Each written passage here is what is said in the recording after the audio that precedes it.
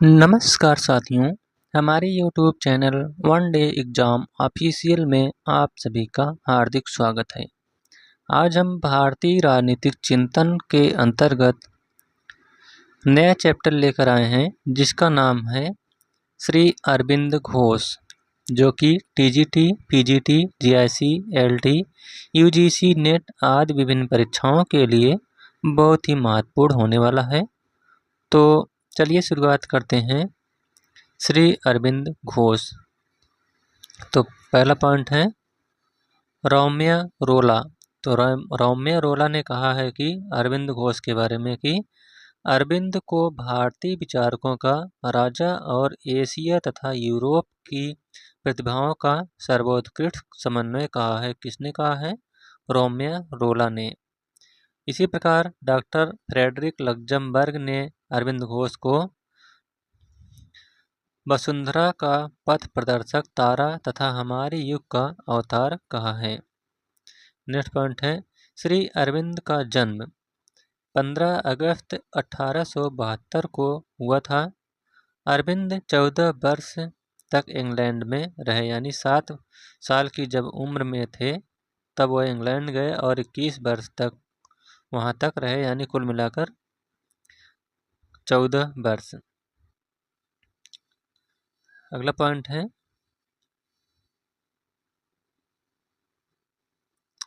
अरविंद 1890 में Indian civil service यानी ICS की प्रतियोगी परीक्षा में शामिल हुए। इसके बाद 1893 में अरविंद इंग्लैंड से वापस भारत आए। अगला पॉइंट है इंग्लैंड में एक गुप्त क्रांतिकारी संगठन जिसका नाम था दी लोटस एंड डैगर के सदस्य थे। अगला पॉइंट है अरविंद ने कांग्रेस के अहमदाबाद अधिवेशन जो कि 1902 ईस्वी में हुआ था, इसके बाद मुंबई अधिवेशन जो कि 1904 ईस्वी में हुआ था तथा बनारस अधिवेशन जो कि 1905 ईस्वी में हुआ था, उसमें अरविंद घोष ने भाग लिया था। नेक्स्ट पॉइंट है बड़ौदा के योग की विधि अरविंद ने विष्णु भास्कर लेले से प्राप्त किया था। अरविंद घोष कहते हैं कि मैं जो कार्य कर रहा हूँ वह परमात्मा का है, मेरा अपना नहीं है। नेक्स्ट पॉइंट है न्यू लैम्प्स फॉर ओल्ड जो कि 1893 ईस्वी में लिखी गई थी। तो इसमें इंदु प्रकाश में प्रकाशित उनके पत्रों का शीर्षक है। नेक्स्ट पॉइंट है 1902 में अपने भाई वीरेंद्र कुमार घोष को बंगाली सैनिक जतीन्द्र बनर्जी के सहायता हेतु भेजा। नेक्स्ट पॉइंट है 1906 ईस्वी में वंदे मातरम पत्र के सह संपादक के रूप में स्वदेशी एवं स्वराज की भावना का प्रचार प्रसार किया। इस पत्र के संपादक बिपिन चंद्र पाल थे। अगला पॉइंट है 1908 ईस्वी में मुजफ्फरपुर बम कांड में गिरफ्तार अलीपुर जेल में 1 वर्ष तक रखा गया। किसको? अरविंद घोष को। उसके बाद वकील जो उनके थे चितरंजन दास ने उन्हें बचा लिया। नेक्स्ट पॉइंट है जेल से निकलने के बाद कर्मयोगी एवं धर्मनायक 2 साप्ताहिक पत्रिकाएं प्रारंभ की। इसके बाद 4 अप्रैल 1910 ईस्वी को समस्त राजनीतिक क्रियाकलाप को त्याग कर पांडिचेरी चले गए और आध्यात्म का मार्ग अपना लिया। नेक्स्ट पॉइंट है 1914 में आर्य नामक मासिक पत्रिका का प्रारंभ किया।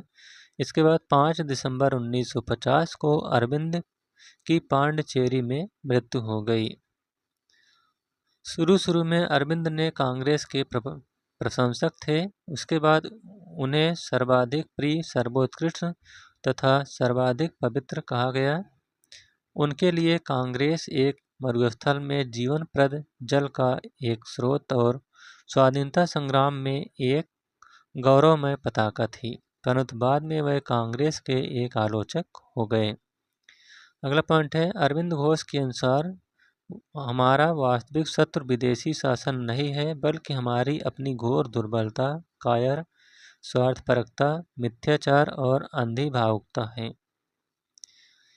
पुनः अरविंद घोष कहते हैं कि हमें अपने लक्ष्यों की पूर्ति हेतु अंग्रेजों की न्यायप्रियता में विश्वास करने के स्थान पर अपने पौरुष को जागृत करना चाहिए और देश के दरिद्र तथा दलित जनगण के प्रति सहानुभूति की भावना विकसित करनी चाहिए। अब देखते हैं अरविंद घोष जो हैं वह एक उग्रवादी विचारक एवं निष्क्रिय प्रतिरोध के समर्थक थे। अरविंद उग्रवादी विचारक थे। उनके अनुसार राष्ट्र अपनी स्वतंत्रता प्राप्त के लिए हिंसा का मार्ग भी अपना सकता है। नेक्स्ट है स्वाधीनता के लक्ष्य को प्राप्त करने हेतु निष्क्रिय प्रतिरोध के साधन को सर्वोत्तम बताया। उनके निष्क्रिय प्रतिरोध में निम्न बातें सम्मिलित थीं। पहला कौन है? पहला है स्वदेशी का प्रसार एवं विदेशी माल का बहिष्कार किया जाए, राष्ट्रीय शिक्षा का प्रसार किया जाए, सरकारी अदालतों एवं न्यायालयों का बहिष्कार किया जाए, जनता द्वारा सरकार से कोई सहयोग न करना, उसके बाद सामाजिक बहिष्कार। अगला पॉइंट है अरविंद ने निष्क्रिय प्रतिरोध और आक्रामक प्रतिरोध के बीच अंतर किया है। दोनों में अंतर यह है कि जहां आक्रामक प्रतिरोध ऐसे कार्य करता है जिनसे सरकार को सकारात्मक रूप में हानि पहुंचती है, वहीं निष्क्रिय प्रतिरोध ऐसे काम करने का त्याग करता है जिससे देश का प्रशासन चलाने में सहायता मिले। नेक्स्ट पॉइंट है अरविंद के शब्दों में यदि सहायता और मौन स्वीकृत क्रमशः सारे राष्ट्र में वापस ले ली जाए तो भारत में अंग्रेज सत्ता का कायम रहना बहुत कठिन हो जाएगा। अब देखते हैं अरविंद घोष ने आध्यात्मिक राष्ट्रवाद के बारे में क्या कहा है। तो श्री अरविंद के राष्ट्रवाद को अभिनव राष्ट्रवाद कहा जाता है। अरविंद के शब्दों में भारत में 19वीं शताब्दी अंधानुकरण, आत्मविसरण तथा कृत्रिमता की थी। नेक्स्ट पॉइंट है अरविंद का राष्ट्रवाद धार्मिक एवं आध्यात्मिक था। उसका स्तर राजनीतिक मात्र से ऊंचा था। पुनः अरविंद कहते हैं कि राष्ट्रवाद एक राजनीतिक कार्यक्रम मात्र नहीं है। राष्ट्रवाद एक धर्म है जो हमें ईश्वर से प्राप्त हुआ है और जिसे तुम्हें अपने जीवन में उतारना होगा। यदि तुम एक राष्ट्रवादी बनना चाहते हो तब तुम्हें एक धार्मिक भावना के साथ ही ऐसा करना होगा। तुम्हें याद रखना चाहिए कि तुम ईश्वर के यंत्र हो। नेक्स्ट पॉइंट है अरविंद का राष्ट्रवाद संकीर्ण न था। इसका स्वाभाविक लक्ष्य अंतर्राष्ट्रीयतावाद अथवा विश्व की एकता था। अब देखते हैं अरविंद घोष राज्य संबंधी विचार क्या देते हैं। तो अरविंद की राज्य संबंधी विचारधारा विकासवादी है। इन्होंने विवेक को मानव के सामाजिक एवं राजनीतिक विकास का कारण माना है। नेक्स्ट पॉइंट है मानव विकास का प्रथम स्तर मूलभूत विवेक है। अगला पॉइंट है द्वितीय स्तर पर विवेक का युग प्रारंभ होता है जिसमें समस्त क्रियाकलाप विवेक के आधार पर ही होते हैं। नेक्स्ट पॉइंट है तीसरी स्थिति भविष्य की अतिविवेकी मानव परक चेतना होगी जिसके द्वारा मानव का पूर्ण विकास होकर उसके जीवन के आमूल-चूल परिवर्तन दिखाई देगा। समाज में ईश्वरीय पूर्णता के दर्शन होने लगेंगे। अगला पॉइंट है अरविंद राज्य को केवल एक यांत्रिक इकाई ही मानते हैं। उनके विचारों का प्रमुख आधार व्यक्तिवाद था जो संकीर्ण व्यक्तिवाद न होकर मानव गर्म्य को संरक्षित एवं सुरक्षित रखने वाला व्यक्तिवाद था। पुनः अरविंद घोष कहते हैं कि राज्य एक सुविधा है और अपेक्षाकृत हमारे सामूहिक विकास की एक भद्दी सुविधा है जिसे कभी भी स्वयं में साध्य नहीं बनाया जाना चाहिए। अब देखते हैं अरविंद घोष के स्वतंत्रता संबंधी विचार। तो अरविंद के अनुसार स्वतंत्रताएं 3 प्रकार की होती हैं। पहला है राष्ट्रीय स्वतंत्रता, यह है विदेशी नियंत्रण से मुक्ति होनी चाहिए। दूसरा है आंतरिक स्वतंत्रता, यह किसी व्यक्ति के निरंकुशवाद अथवा किसी वर्ग अथवा वर्गों के सामूहिक नियंत्रण से मुक्त हो स्वशासन प्राप्त करना। तीसरा है व्यक्तिगत स्वतंत्रता। तो व्यक्ति के समाज अथवा शासन के अनावश्यक स्वेच्छाचारी नियंत्रण से मुक्त होना चाहिए। अरविंद कहते हैं कि व्यक्तिगत स्वतंत्रता के अस्तित्व से ही राष्ट्र की सर्वांगीण प्रगति संभव है। अब देखते हैं अरविंद घोष स्वराज्य के बारे में क्या कहते हैं। तो अरविंद कहते हैं कि स्वराज्य की प्राप्ति ही भारतीयों का प्रथम उद्देश्य होना चाहिए। स्वराज्य की प्राप्ति हेतु अन्य राष्ट्रों के प्रति घृणा की आवश्यकता नहीं है। अब देखते हैं लोकतंत्र के बारे में अरविंद के क्या विचार हैं। तो अरविंद कहते हैं कि लोकतांत्रिक व्यवस्था में पार्श्व में एक शक्तिशाली अल्पसंख्यक नेतृत्व पनपा है जो दूसरे शासन पर छाया रहता है। अरविंद के अनुसार राजनीतिक शक्ति के केंद्रीकरण के स्थान पर विकेंद्रीकरण की स्थापना कर लोकतंत्र के दोषों से मुक्ति प्राप्त की जा सकती है। अब देखते हैं अरविंद घोष विश्व संबंधी विचार, विश्वत्व संबंधी विचार क्या देते हैं। तो उनके अनुसार दो स्तरों पर विश्व संगठन की स्थापना संभव है। पहला है, पहले स्तर पर स्वतंत्र राष्ट्रों को स्वयं संगठित होने की आवश्यकता है। दूसरा है, संगठित राष्ट्रों को पारस्परिक मतभेद एवं स्वार्थ मिटाकर विश्व बंधुत्व अथवा अंतर्राष्ट्रीयता का दृष्टिकोण विकसित करना। इसके बाद ही विश्व संघ स्थापित हो सकता है जो मानवीय एकता का आदर्श होगा। अगला पॉइंट है, उनका मुख्य योगदान था कि उन्होंने अपने देशवासियों के समक्ष पूर्ण स्वाधीनता का आदर्श प्रस्तुत करना।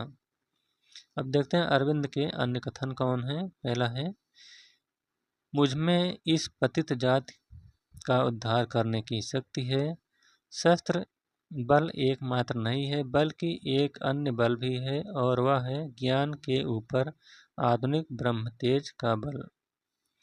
अगला पॉइंट है, मैंने अपनी कोठरी की शाखाओं की ओर देखा तब मुझे उस पर वासुदेव दिखाई दिए। मेरे लिए प्रहरी का कार्य नारायण कर रहे थे। नेक्स्ट पॉइंट है, भली भांति परधर्म पालन करने की अपेक्षा स्वधर्म का पालन करना अधिक अच्छा है। स्वधर्म का पालन करने में मृत्यु भी श्रेयकर है। परधर्म का पालन करना मायावा है। अब देखते हैं पांडिचेरी के एकांतवास में उन्होंने कई रचनाएं लिखी। तो कौन कौन सी रचनाएं हैं। पहला है द लाइफ डिवाइन जो कि 1919 ईस्वी में लिखी गई।